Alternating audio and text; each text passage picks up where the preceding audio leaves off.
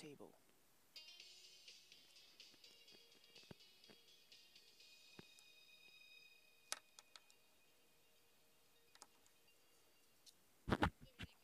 Good afternoon, ladies and gentlemen, and I would like to welcome all the representatives of mass media and our guests, our participants of today's discussion, and all those who are now watching our round table. And today we are going to summarize the summit in Brussels that was organized on the 11th and 12th of July.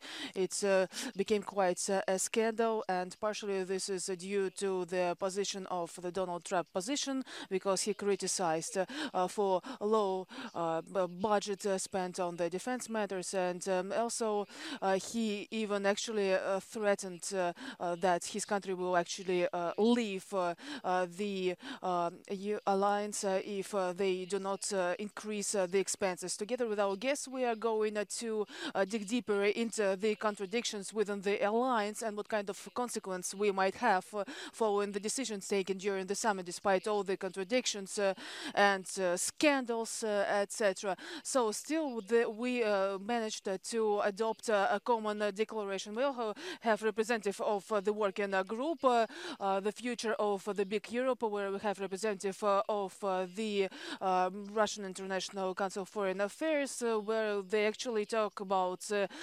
relations between Russia and NATO. And I would like to introduce our guests, and I would like start from the left to the right. Here we have the General Director of for the Foreign Affairs, Mr. Kortunov. I would like to welcome you to our platform. Also, I would like to welcome our British guest, Adam Tomson, Director, European Leadership Network, former UK permanent representative to NATO. And I also would like to welcome, I would say, one of the most pronounced experts and responsible for the security staff and of the International Russian Council for Foreign Affairs. But I would like to start with Mr. Tomson. How would you characterize the atmosphere of the summit and the decision-making process during the Brussels summit? Probably these materials could also help you. I mean, the official statement from the working group. Please, over to you. Thank you very much. It's a pleasure to be here. And to present to you this piece of work on a NATO-Russia basic understanding. Let me just say a word about myself and my organization, if I may. I am a retired and recovering British diplomat, and I have spent at least 20 of my 38 years working on European security, including, as you say, finishing as the British ambassador to NATO. I left NATO in November 2016. And I left with a concern about the state of security in Europe. At that time, the relationship between NATO and Russia was in a downward spiral. It has continued to head downwards. And the purpose of bringing together the Task Force on Cooperation in Greater Europe was to see if we could produce ideas that might stop that deterioration and make the relationship between NATO and Russia safer. What is the Task Force on Cooperation? It's a body of senior figures from right across Europe that is supported by a number of NGOs, the Russian International Affairs Council, the Global Relations Forum, which is based in Istanbul, the Istituto Affari Internazionali, which is an Italian think tank, and my own organization, the European Leadership Network. The propositions that drive the recommendations in this paper that we were commending to the NATO summit are that the situation confronting Europe's security is more dangerous than it looks. The risks of confrontation are higher, and the costs of that confrontation are likely to be substantial. So it is worth investing political and diplomatic effort in trying to find ways to manage this. The proposal here is not to reach a new grand bargain between NATO and Russia. We do not think, sadly, that that is within reach in the foreseeable future, but rather to agree some basic rules of the road and some mechanisms for communication. As British ambassador at NATO, I participated in several meetings of the NATO-Russia Council, and it is not a very productive dialogue at the moment. This is perhaps a necessary phase of diplomatic life, but it does not feel as though enough progress is being made to create any chance of stabilizing NATO's and Russia's confrontation. So the proposal here is that the NATO-Russia Council be recognized for what it was originally intended to be, which is an all-weather body for use in crisis and for discussion of all matters concerning Europe's security, and not just a periodic meeting every 6 months or so in which there is a ritual exchange between the two sides. I can elaborate on the other details, but that is the core of the proposal. You asked about the summit. I'm sure we will get into that in questions. It's an event in two halves. There is the ordinary NATO half, and then there is the Trump half. The Trump half got all the headlines, but the ordinary NATO half was what people like me, ambassadors at NATO, would regard as a pretty good NATO summit. It did a number of substantive things that moved the organization and its policies forward, including in making NATO's deterrence towards Russia more solid, if you like. And therein lies part of the problem that we are trying to address. I will stop there.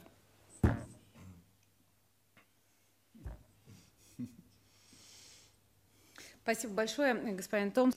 Thank you very much, Mr. Tomson.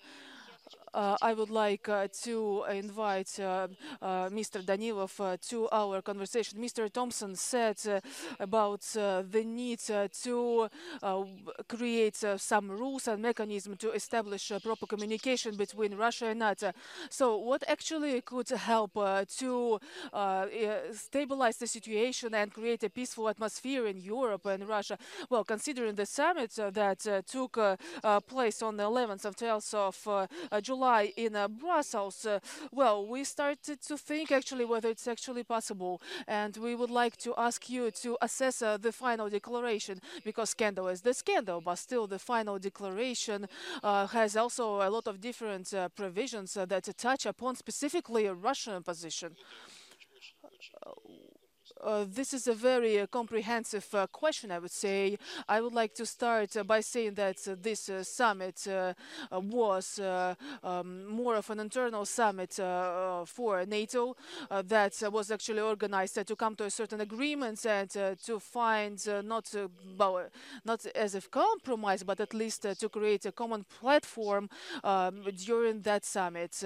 I would like to emphasize once again that during that summit, not single solution related to long-term strategic planning for alliance was taken from the point of view of its vision of the European partners, and on the other hand, of the American partners. I think that in this situation, the issue of Russia was one of those issues that actually that actually was one of the pillars for the discussions within the transatlantic alliance. In this vein, it's come as of no surprise that if we read the documents that were released following the summit, I mean declaration and other documents as well, Russia was actually referred to as an aggressive partner, starting from the very first paragraphs that were adopted by the organization. In this case, we can see that on one hand, that was a unified position regarding Russia, and this was again referred to one of the main points in the policy of the North Atlantic Alliance. Well, and it's worth mentioning that not only one declaration was adopted, but also solidarity declaration was also adopted as part of this summit.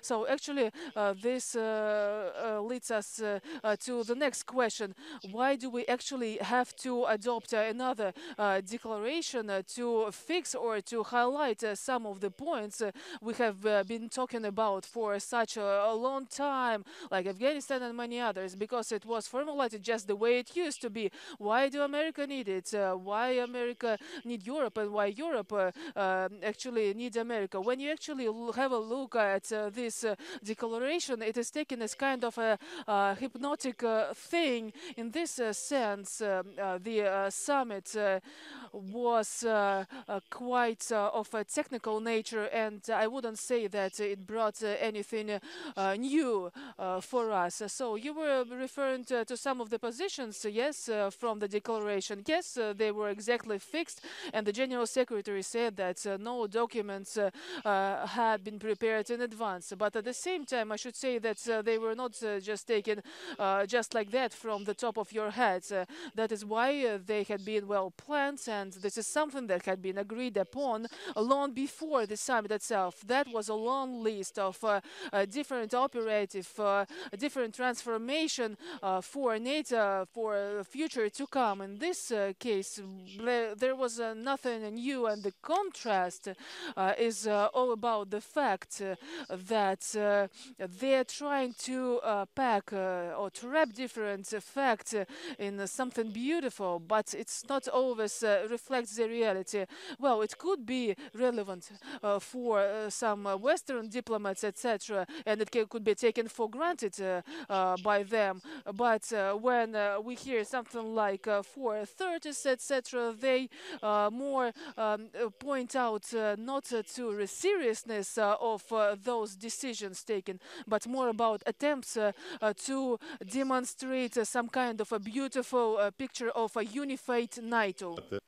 So this unified NATO is something which was mentioned and clearly seen in the summit. And a little bit about the very declaration. There was very correct questions which were asked, and it was adopted on 11th and on 12th. So there was extra session in order to discuss that very question about allocation of burden of military expenses, about 2% and so on. So the question is as follows. The question is very easy.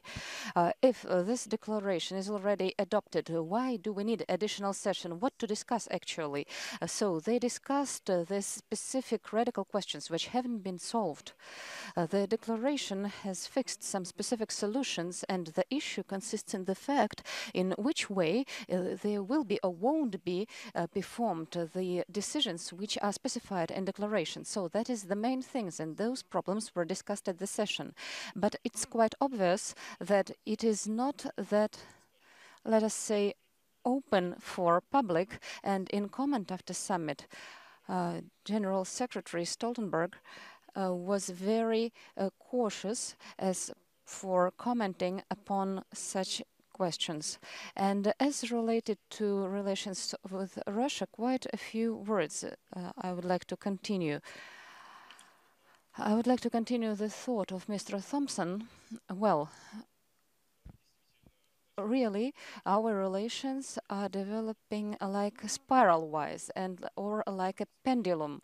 We had fluctuations like that, and we always noticed that. And these pendulum fluctuations have a trajectory downwards. We are going downwards to confrontation deeper and deeper. And if we are talking about tasks of this working group, then, of course, the issue of dialogue and communication, mechanisms of communication, is the main question. But here we don't have to invent anything. We have a Russia-NATO Council, and of course there are a lot of claims to that council, and it was not efficient enough. But actually we do not have to create something new.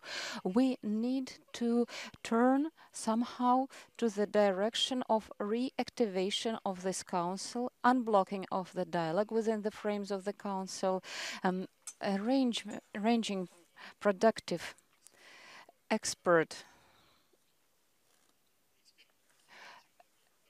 consulting process with the participants of, first of all, military experts, because the questions which are in agenda require absolutely necessary involvement of professionals and specialists from military side. And in order to follow this direction, first of all, we need to prepare specifically political diplomatic atmosphere, which I believe a group will be involved into. And on the other hand, somehow we need to change the solution, the decision of NATO about stopping practical cooperation within the frames of the Council. If we do not alter it, at least to find ways to somehow get over with it.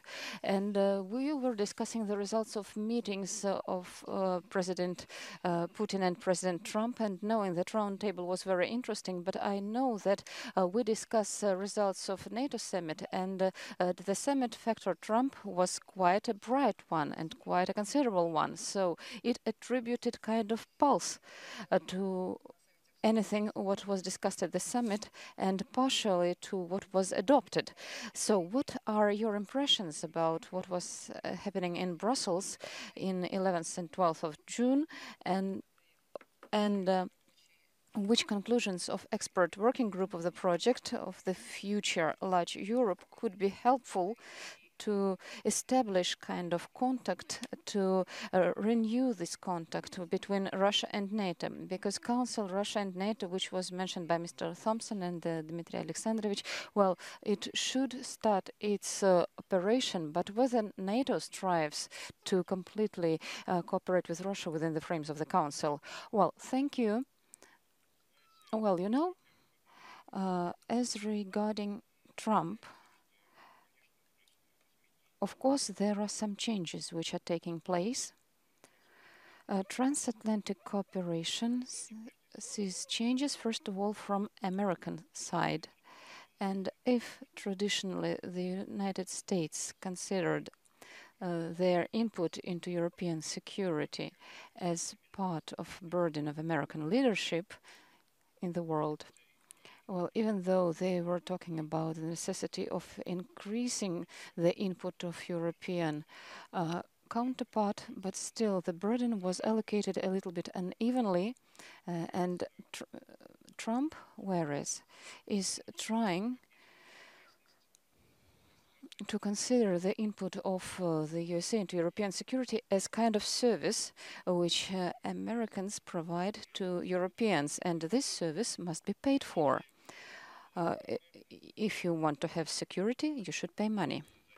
Or with the increase of the budget of NATO, or buying more expensive American gas, or by means of any other way, compensate for our expenses.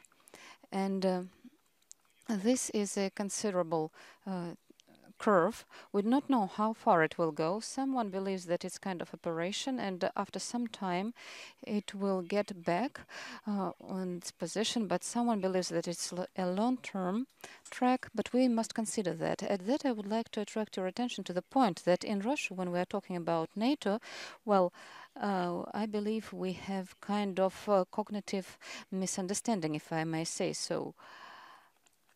On the one hand, we love to mention different complications, misunderstandings, problems which really exist in NATO, and maybe today there are more of them than before. Speaking about special position of Turkey, well, actually, if Turkey buys Russian systems S-500, then that makes that will identify relations between Turkey and other members of the alliance in a totally different way. They say the position of new government of Italy and talking about positions of other countries. Well, it looks like NATO is going to collapse very soon. But on the other hand, we do dramatize the challenge and the threat that NATO is presenting for Russia.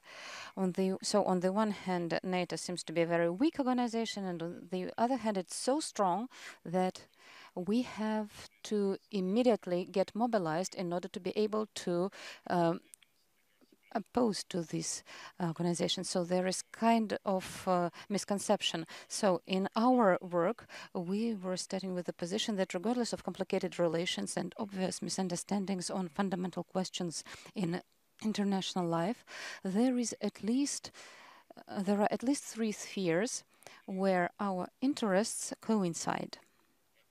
First of all, we all want to avoid conflict in Europe. And although during last 4 years, at actual absence of serious contacts at the military level, there was not a conflict like this, nobody nevertheless can guarantee that we can still be able to avoid this conflict, that we will be that lucky further on.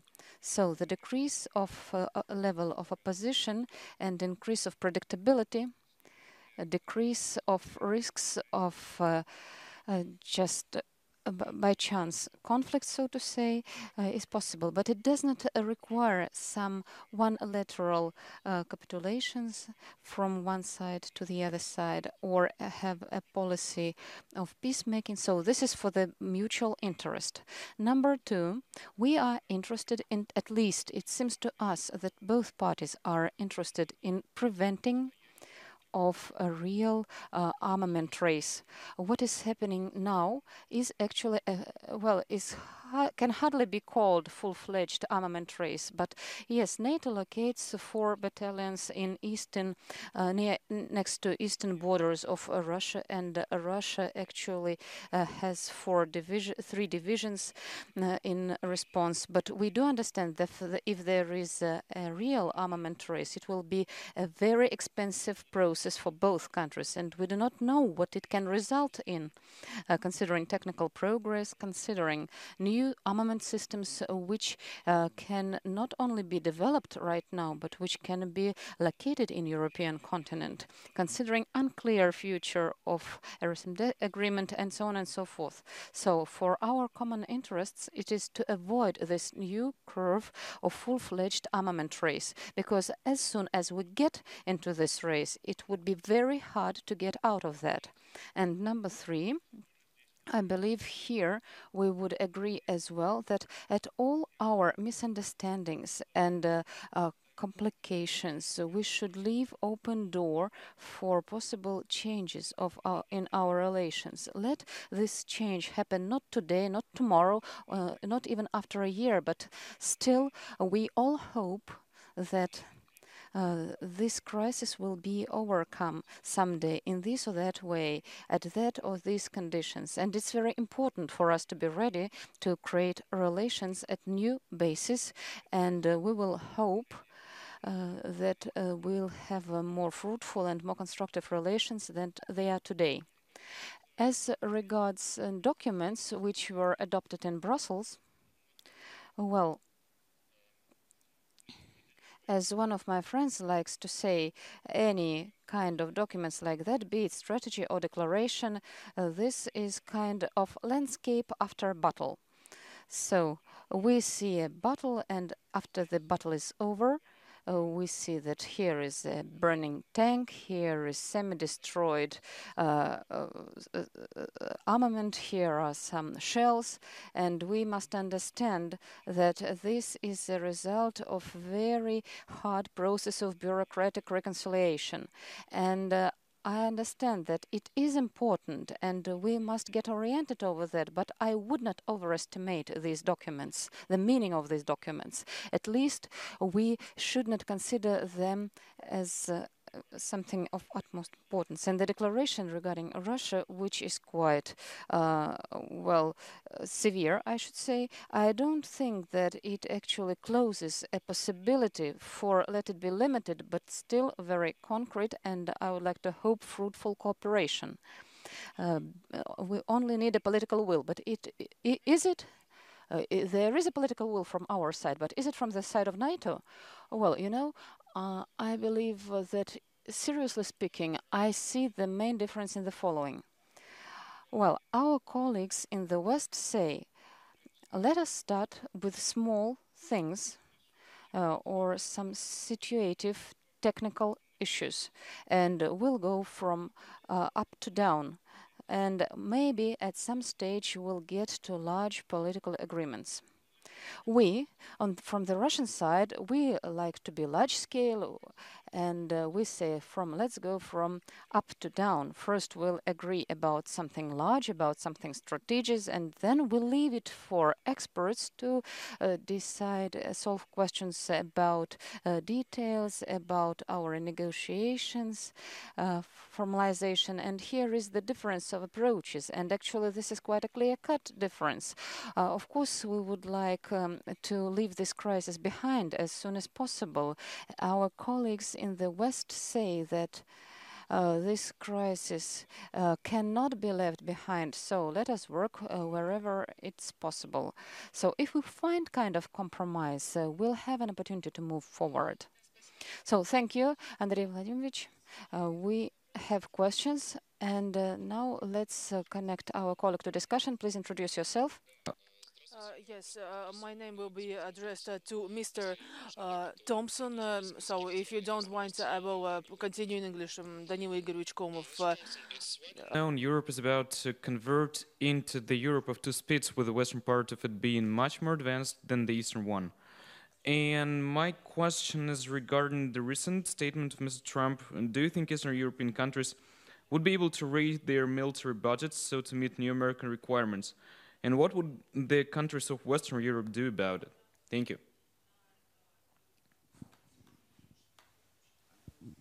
Thank you for the question. As NATO busied itself in saying on the 11th and 12th of July, it has been raising its defense spending over the last 4 years. So since 2015, NATO collective defense spending has risen year on year. And if you listen to President Trump, he will tell you that vast amounts of new money have been raised. It's certainly the case that a number of NATO allies have reached the political target of 2% of gross domestic product. Others are on their way there. And I think there is a realistic prospect that collectively, among the 29 countries of NATO, defense spending will continue to rise. Why is that? It is partly the efforts of President Trump, because people tend to listen when the United States expresses grave discontent. But this rise in defense spending started well before anyone imagined that President Trump would be elected. And it is driven, therefore, also by perceptions of a deteriorating international security position. Some of that has nothing to do with Russia. Europe is very concerned about the arc of instability around its south. But a lot of it does have to do with the events of 2014 in Ukraine. I was there as ambassador, and I have to say that whether rightly or wrongly, the perceptions in NATO capitals of Russia's actions in 2014 was a huge shock, and it has changed the NATO organization very substantially. There is really no area of NATO life that has not been affected by this. So your second question was, what are they going to spend their money on? The first and important thing to say as a European is that Europeans can be relied upon to spend their defense money quite inefficiently. Unlike Americans, of course. Well, no, I mean, regrettably, the Americans spend their money, demonstrate that money can be spent much more efficiently. Europeans, because they are fragmented, they don't have a single defense budget, are not as well organized. But the Dmitry's comment about a pendulum certainly applies to life in NATO, and whereas the spending on defense by NATO countries from the 1990s through to 2014 was basically to enable them to do what they call expeditionary operations, so Afghanistan, for example, or Libya in 2011. Now the focus is on, once again, on collective defense of NATO against external threats, notably Russia. And so the spending will go rather more than previously on higher end defense capabilities. I could go into more detail, but that gives you an idea.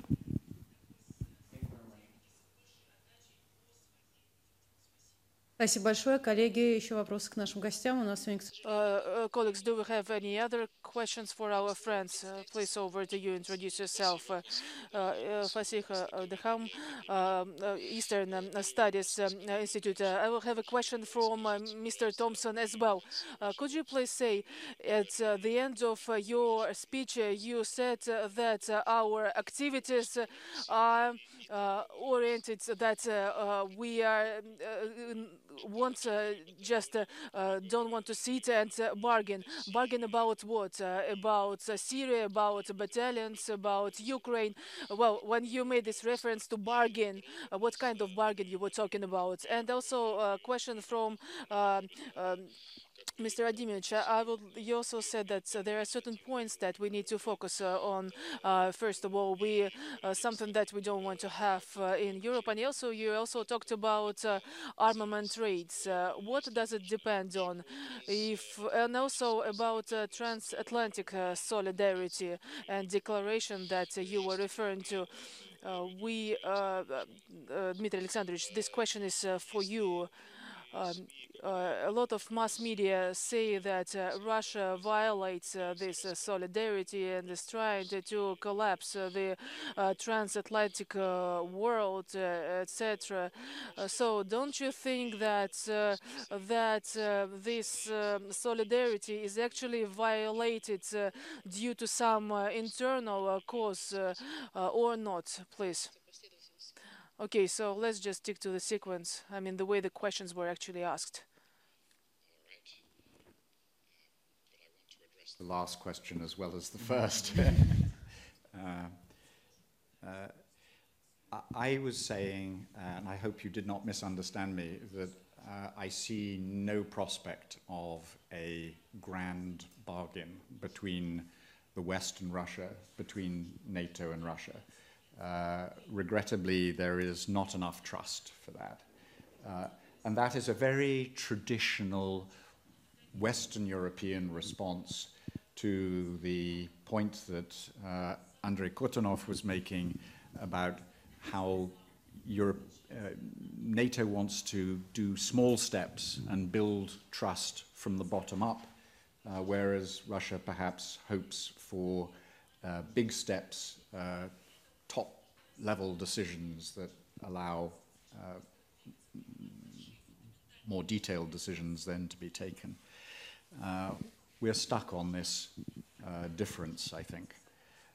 And we have to find a way forward because we all have to go on living with each other that is somewhere in between. The fact is, though, that we will not find a way forward in the NATO-Russia relationship if there is no dialogue between the two sides.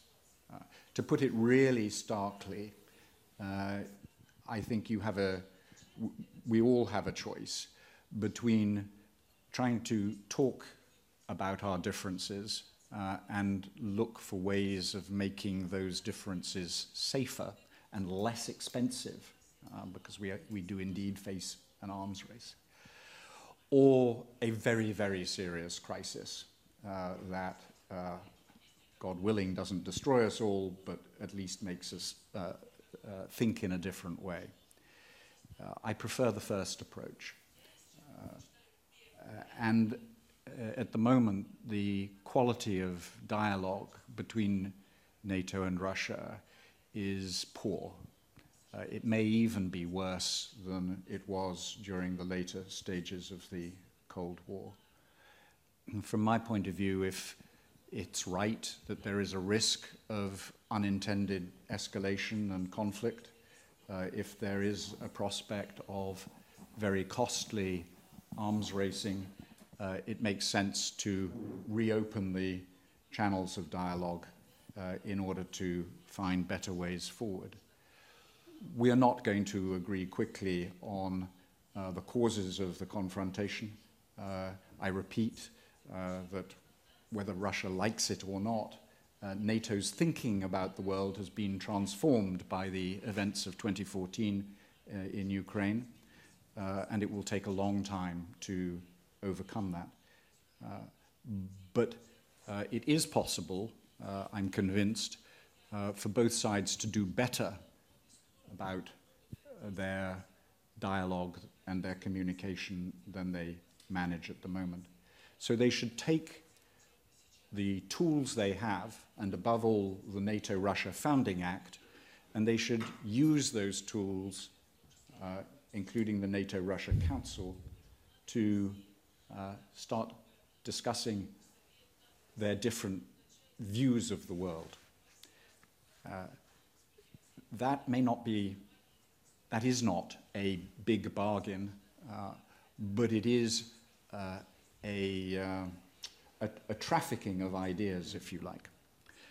Just a word on transatlantic solidarity. Forgive me for going so long, but two very obvious things, maybe three. One is that NATO is not monolithic. It's 29 countries. It's not, as it must appear, I think, at times, sitting here in Moscow as this sort of iron block that confronts Russia. It has inbuilt cracks, and it is always divided. The second point is that although it is always divided, it has much more resilience than people normally attribute to it. There is a very strong will to collaborate and to work together among the 29 allies, even if they disagree. But because they disagree, and this is my last point, they are always worried about being divided, about not presenting a unified face, about the level of solidarity. And they are therefore inevitably concerned, much more, I think, than Moscow ever understands, about behaviors by Russia that are perceived as driving wedges into those cracks. I think they worry more than is justified, because as I say, I believe NATO is much stronger than it understands itself to be. But nonetheless, there is a perception that Russia does what it can to block NATO enlargement. Why would it not wish to do that, given its view of the world?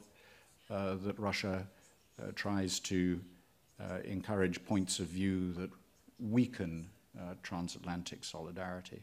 And that is one of the things that contributes to this sense of confrontation and deteriorating relations. Back to my first point, we should talk about it.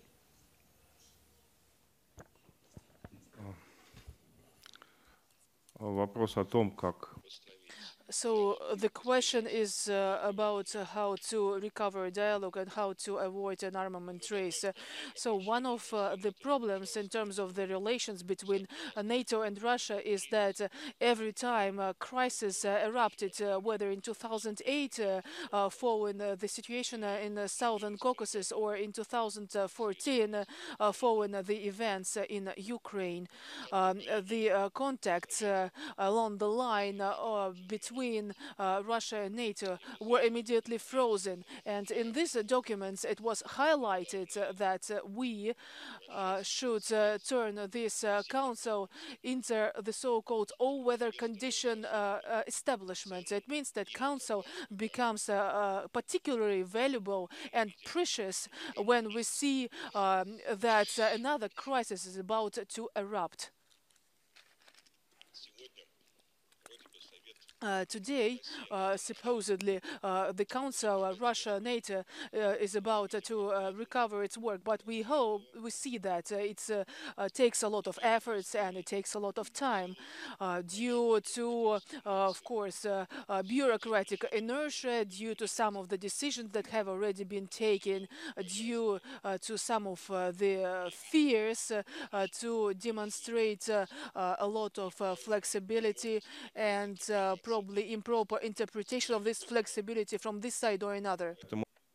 That is why we were talking about the fact if due to some objective reasons Russia-NATO Council is developing very slow now, we should think about other formats, maybe about creating kind of ad hoc group which could add to cooperation of Council where it cannot work full-fledged now.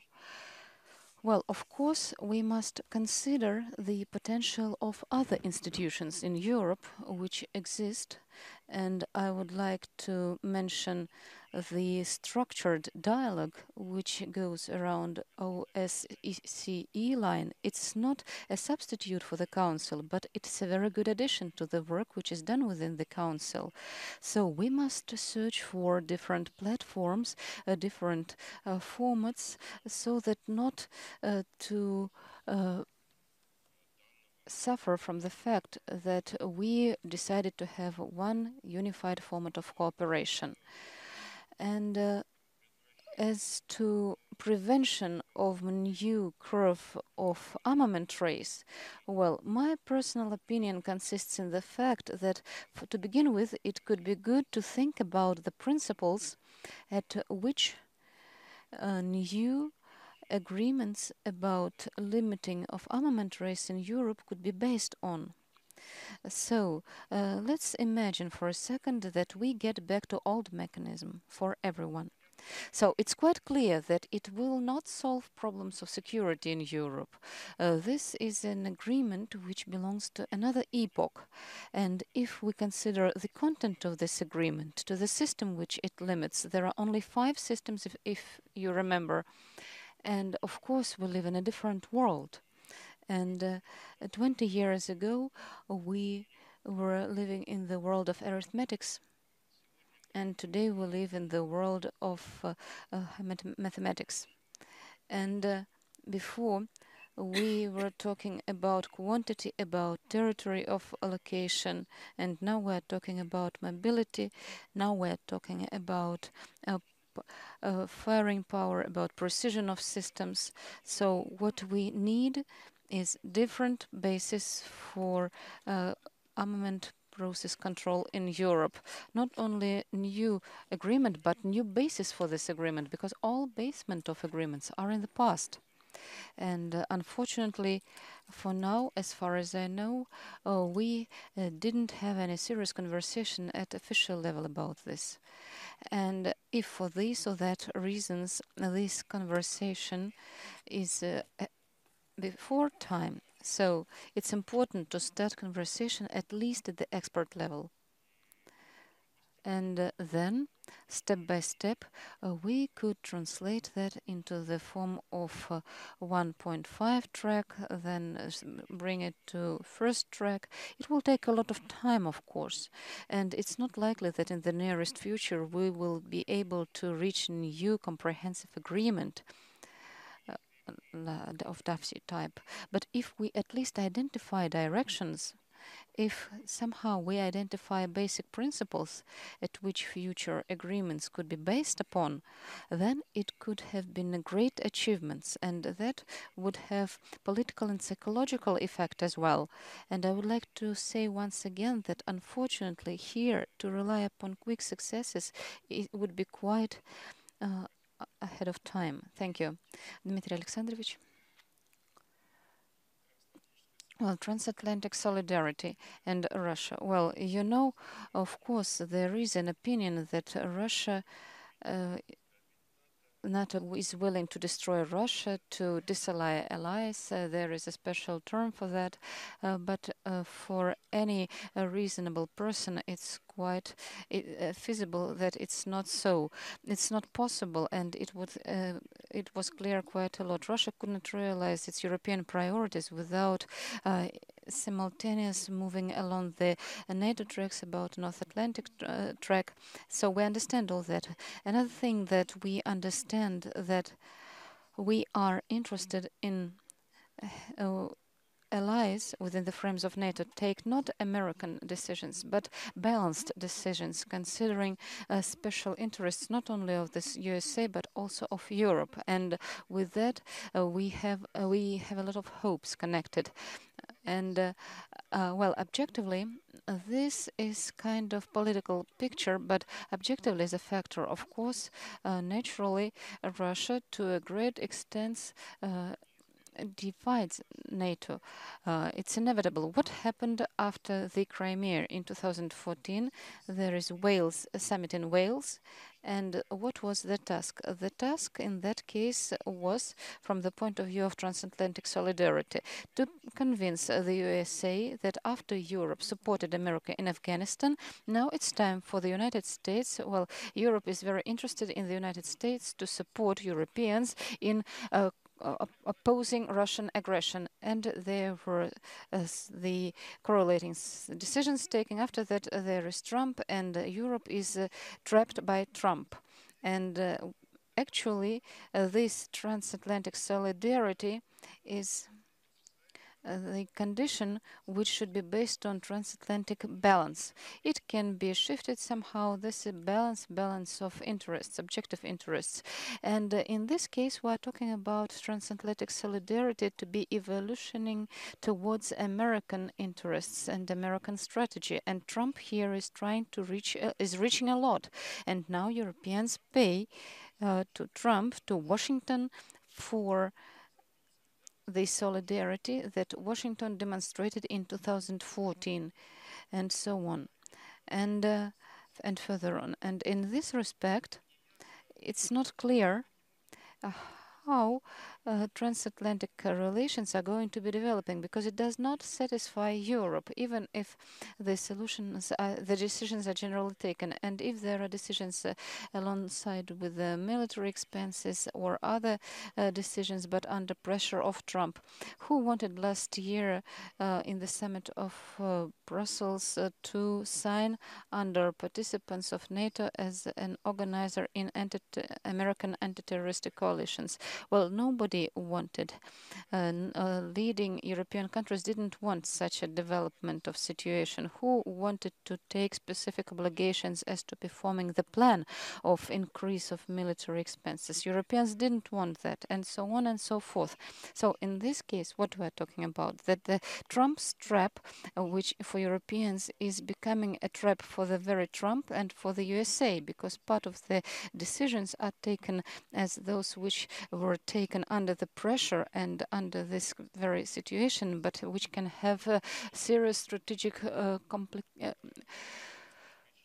results from the point of strategic interests. And now we're talking about European independence, and now this effect of critical mass, so to say, accumulation of critical mass, can actually say on transatlantic relations and transatlantic solidarity further on.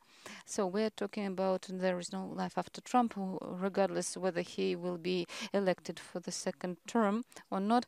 I believe this is quite a very considerable effect. And transatlantic solidarity, well, why are we talking that Russia divides NATO? Transatlantic solidarity is going not only along the line Europe-America. It is created inside alliance between different countries, including European ones, who have different interests. And in this case, the winner was a group of countries who were for collective defense, and at better times, at the times of Lisbon summit in 2010, and this group of countries were a winner.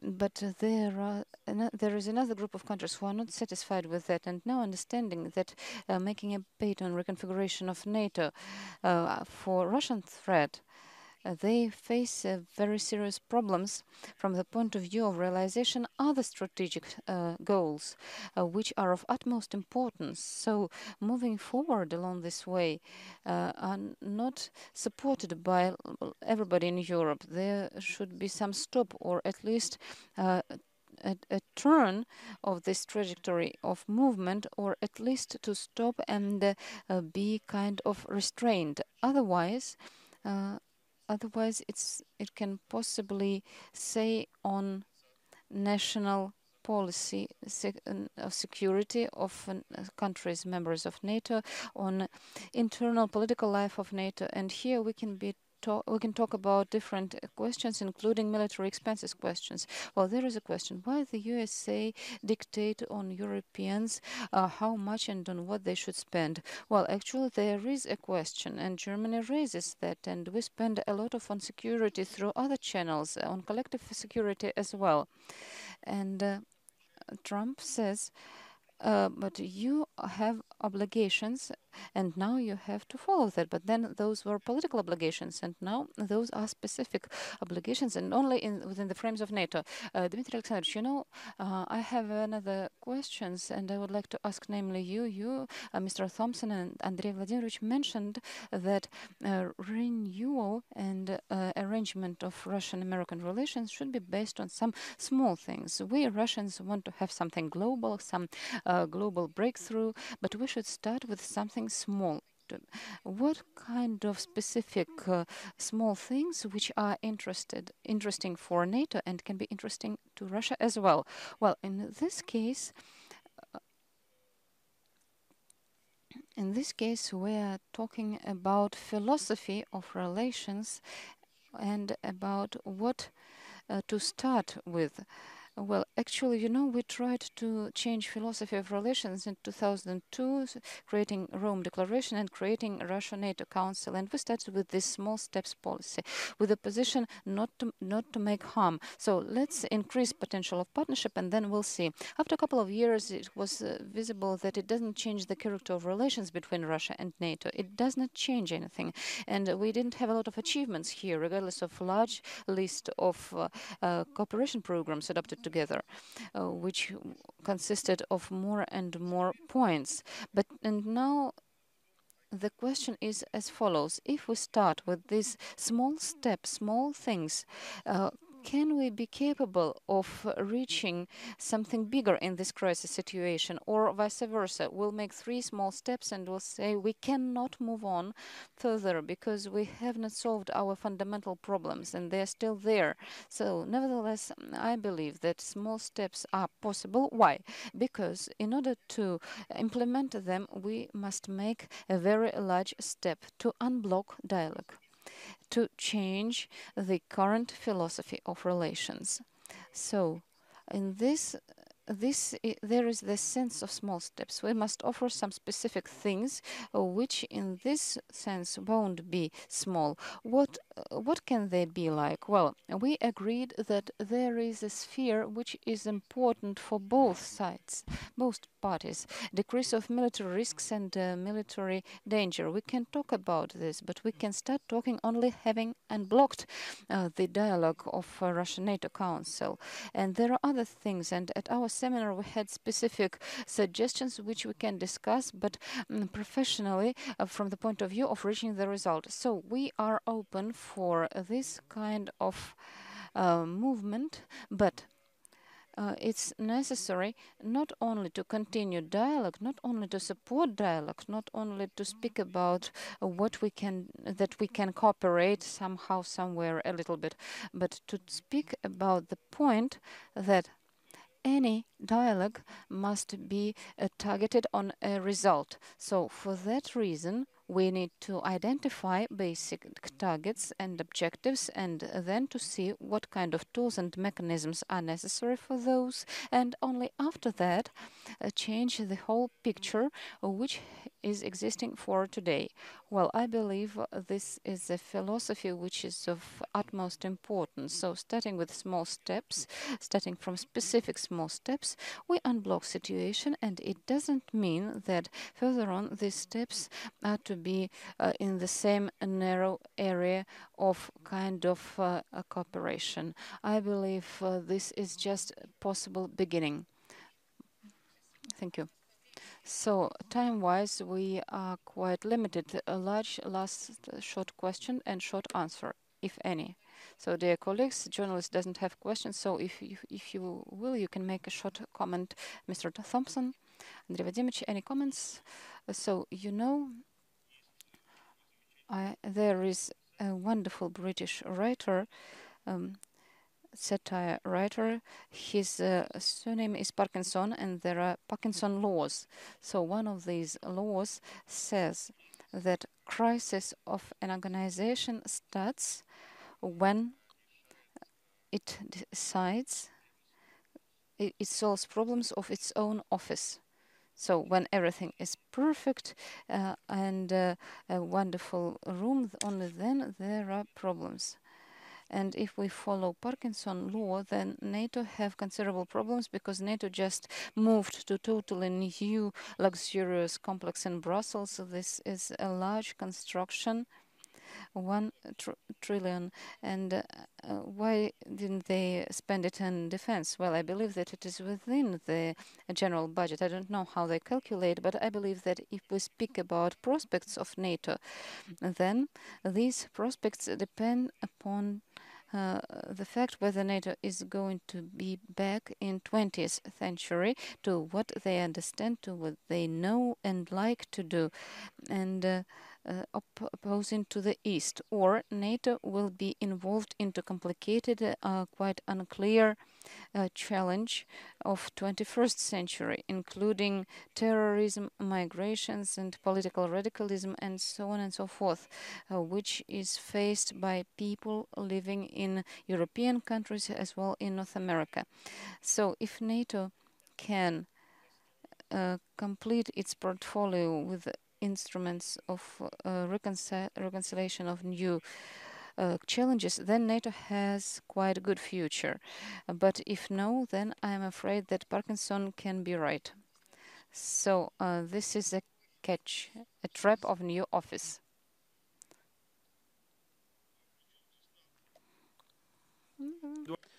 NATO has nothing to do with that. These are two separate countries. As for Syria, we managed to reach an agreement. I mean, Putin and Trump, they managed to reach an agreement regarding the de-escalation. And of course, I think that the Ram troops will leave, as well as Shiites.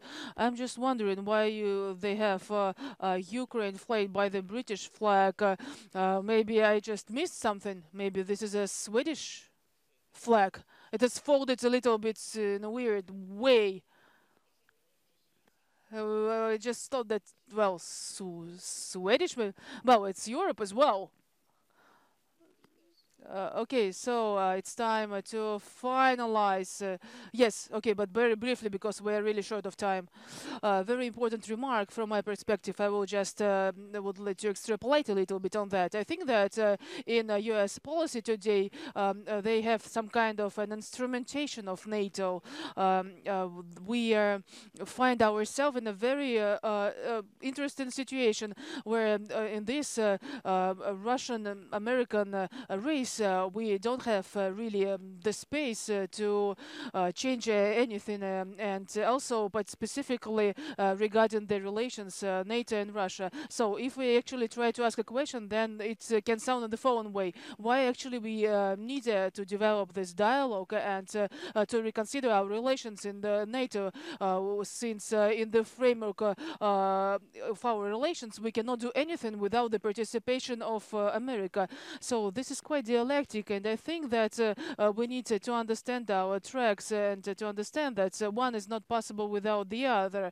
The meeting between Trump and Putin, and I think leaders are keenly aware of that, as well as Europeans, but the way the structures was interpreted in the United States of America and by many of those in Europe points out to the fact that relative success of this meeting can actually turn out to be a failure of or kind of something that blocks the relations between Russia and the organization, despite some very bright expectations. So unfortunately, it's time to finalize our roundtable. Okay, no more than a minute, okay, because we need to leave, really. No more than a minute.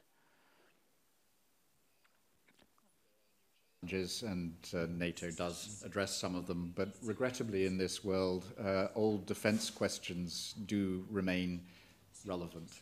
Defense of national territory is something that anyone in the Euro-Atlantic space can understand, and just because you're paranoid doesn't mean to say you have no adversaries. I wanted to have an opportunity just to say, just to answer your question about small steps. There are many. Exercises was one that I and Andrey and Dmitry were talking with Russian generals about yesterday. Each side is worried that exercises by the other might be turned into hidden aggression. There is a need for small steps in transparency about military behavior. There is a need for both sides to see the other side trying harder to protect existing arms control agreements, which are eroding at the moment. Each side has an interest in avoiding military accidents in the air or at sea. This is under discussion in the NATO-Russia Council, but more progress needs to be made. And there are things at a higher level that our political leaders could usefully say that would be confidence building, such as that nuclear war cannot be won and therefore should never be fought. So there are many useful small steps that could be taken, provided we can use the NATO-Russia Council or other fora to talk about them and agree them. Thank you for listening. Это хорошо, что Адам об этом сказал, потому It's really great that actually Adam mentioned that because we did not have the courage to reveal some of the facts that were discussed during our seminar. Yes, finally at the end we find some confidential information. Thank you very much and see you soon.